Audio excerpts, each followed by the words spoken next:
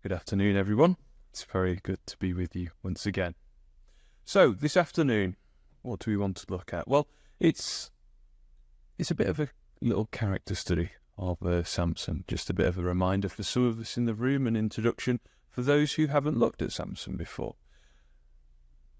We'll go through and we'll have a brief overview of Samson's life, an introduction to his character, maybe, and some of the things and challenges that Samson faced in his life. And then I want to pick out a couple of lessons towards the end. So first, who was Samson? Samson was the 12th judge of Israel. The judges in Israel were a series of individuals who were ordained by God, commanded by God to lead the people of Israel, normally in a time when they were struggling to follow the commandments that God had given them. And this was a period before we have the kings of Israel, starting with Saul and David and Solomon in the few books' time. So Samson was around the time period of about 1100 BC. So it's 1100 years before Christ was born. And the main contemporary nation in the story of Samson was the Philistines. The Philistines were people who lived by the coast and went out through the Mediterranean from there. Were very skilled sailors. However, they were very much at war with the people of Israel for a majority of the history that we have in the Bible. The location of the Philistines is what we would now refer to as modern-day Gaza, which is almost very, I wouldn't say fitting, but it seems that those relations we can see have not improved even up to this point in time. There was a lot of fighting throughout the judges, throughout the kings, and so on. So who were Samson's parents? Well, Samson was born to a couple. We know his father was called Manoah, and we don't know what his mother's name was. However, one thing we do know is that it was a miraculous birth. Manoah and his wife were barren. They could not have children, it would appear. And it was only after they were visited by an angel and were blessed by that angel that then Manoah's wife could bear a child, and she bore the son Samson. Now, one of the key roles in the story of Samson is that of a Nazirite. Now, a Nazirite is someone who makes a promise to dedicate themselves to God, and it was a provision made under the law of Moses. It was something that you did voluntarily as a commitment, and it was something that men or women could do. It was not just for the men of the time. Taking this vow meant that you had to follow a set of slightly stricter rules than the standard laws that were given to the children of Israel. Firstly, you were not allowed to drink wine or anything fermented. You were also not allowed to drink grape juice, to eat grapes, or even raisins. And it specifically mentions even the seeds and the skins of these, which was something very specific. Secondly, you weren't allowed to cut your hair. Okay, so your hair had to grow. And then lastly, you were not allowed to come into contact with a dead body. Now, these are important points as we go through Samson's life. As Samson was a consecrated Nazirite, he was somebody who had taken this vow. Now, the story of Samson is renowned for Samson's ability and strength and how he handles himself. But Samson's purpose really was to go and to help the children of Israel against the invaders of the land, and that was the Philistines, as we mentioned before. And he did this through God's blessing, which was through his strength. Now, his strength was only retained as long as his hair was not cut. He would keep his strength, and we'll see how he uses it shortly. Now, one of the issues that Samson had in his life, and it's something that I believe a lot of us have suffered with in times, is where he looked and how he let his eyes lead him. And that was specifically true when it came to women. Samson's first wife, we're not told the name of, and only that Samson found her attractive. And it's worth remembering here at this point that the children of Israel were commanded to not marry foreign women. Unfortunately, Samson did go on to marry foreign women.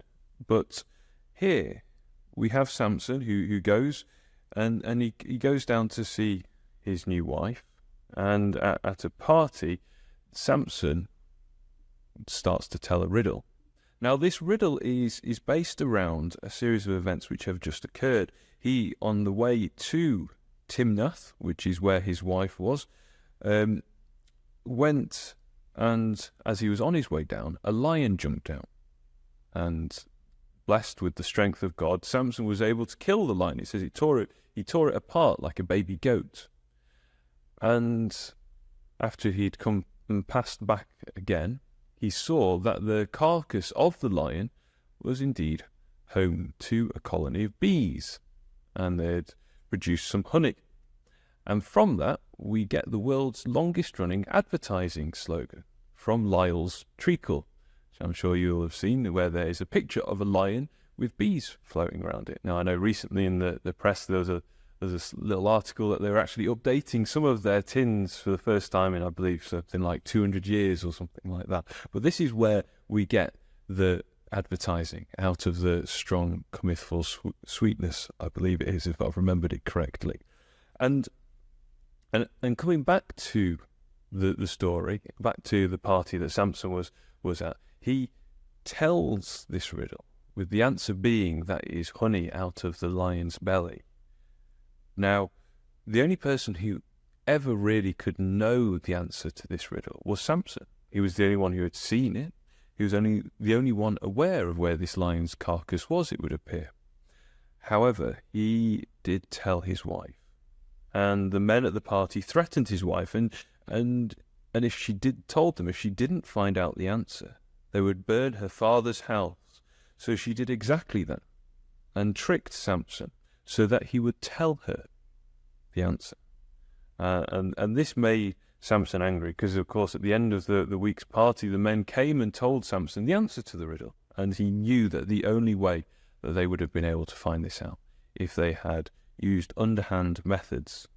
So Samson went off to fulfill his side of the bet, and that was he would have to give 30 sheets and 30 changes of garments to whoever won the bet.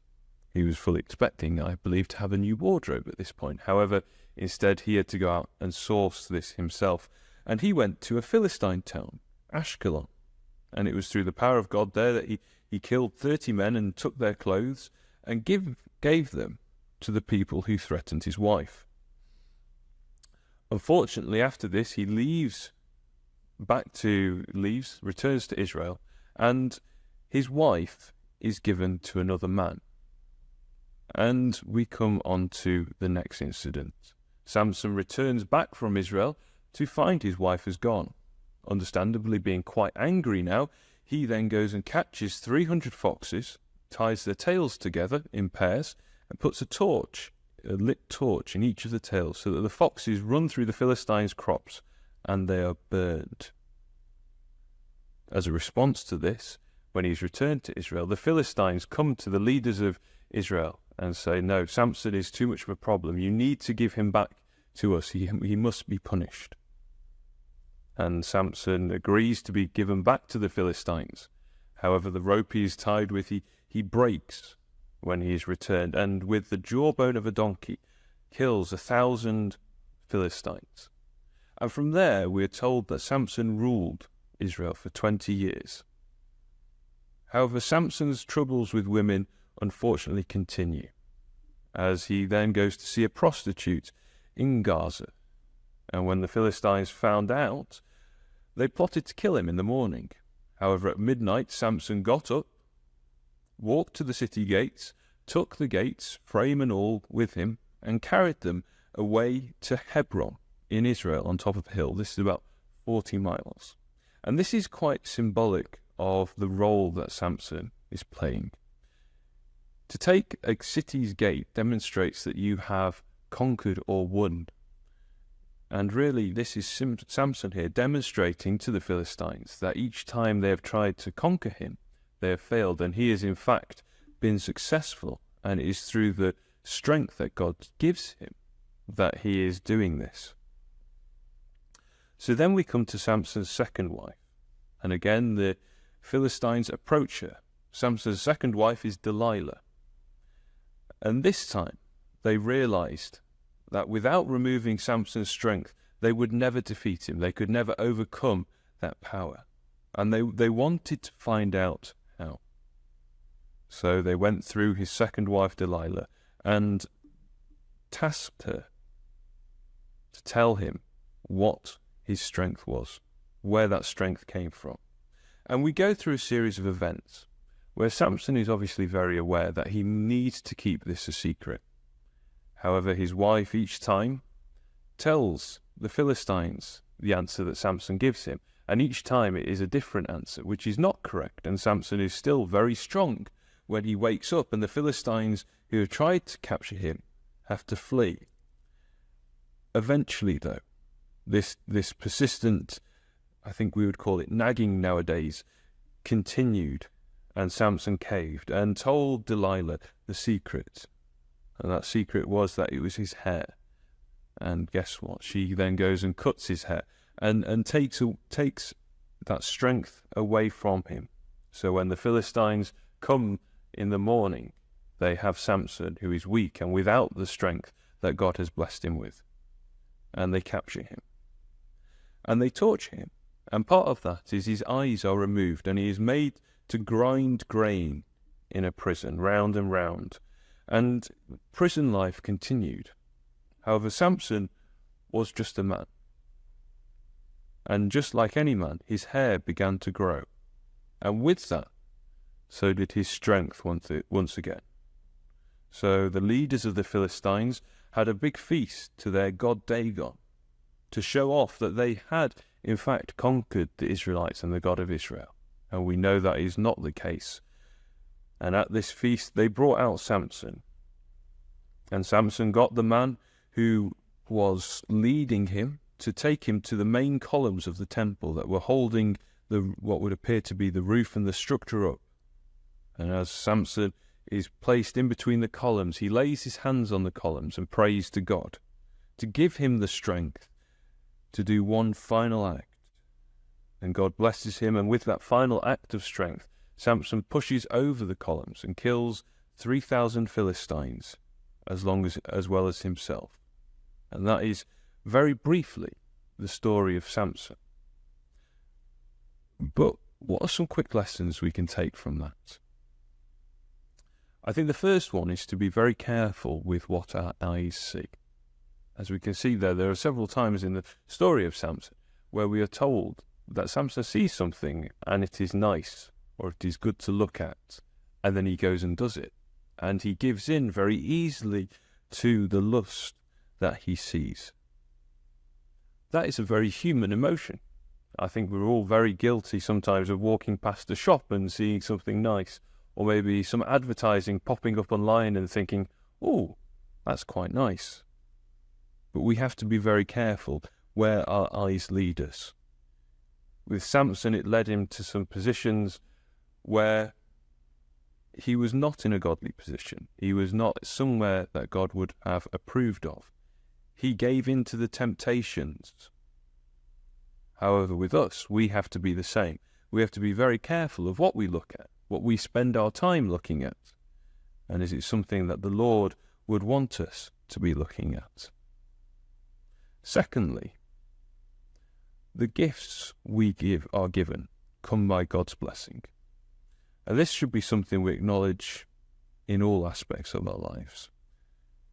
We have the clothes on our backs.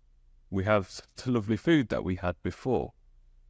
And it's all part of a gift from God. We are very safe and secure here in the UK. And we have to remember that that is a gift from our Heavenly Father.